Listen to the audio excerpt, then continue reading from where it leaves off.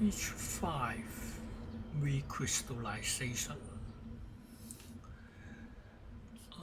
Recrystallization. Okay. We use an example. I have a sample, and it is a solid sample, and it is not a pure sample because it has some impurities. Okay, and this impurity is insoluble in hot and cold solvents.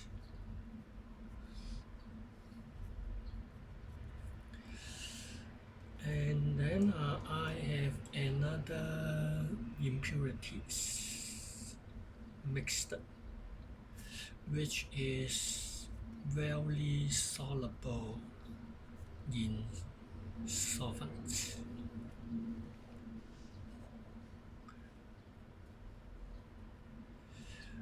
And our sample,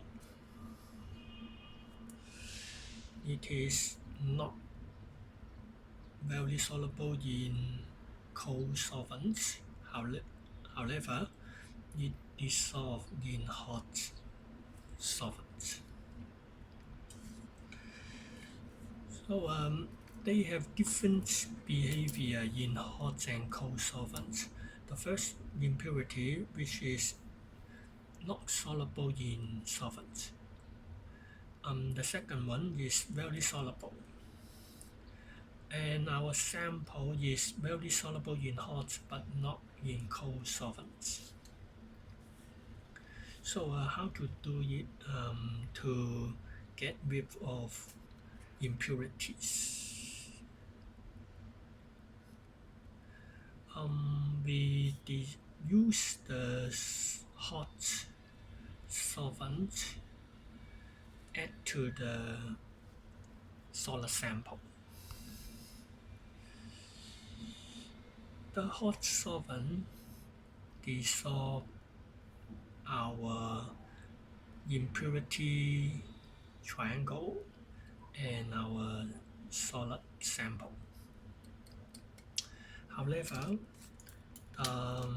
impurities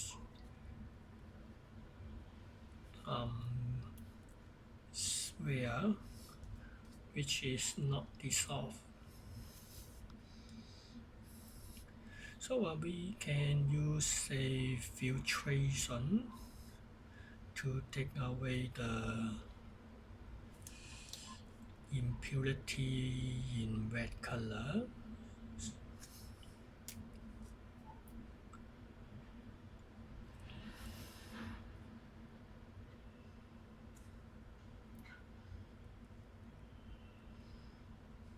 Okay, and the filtrate is hot, and we allow it to cool down.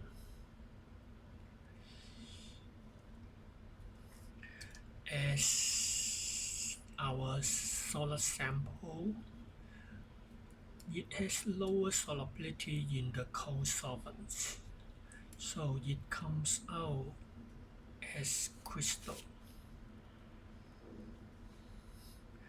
while the triangle impurity is still dissolved in a solvent.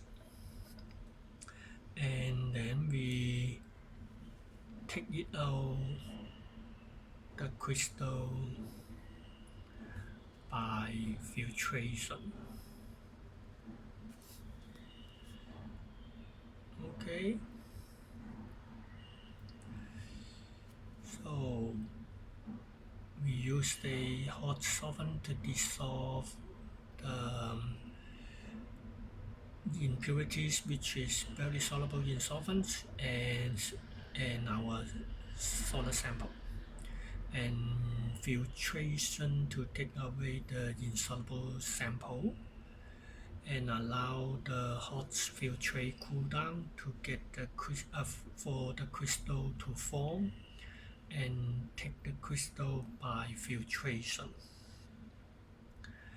And when you look at the cooling down for crystallization,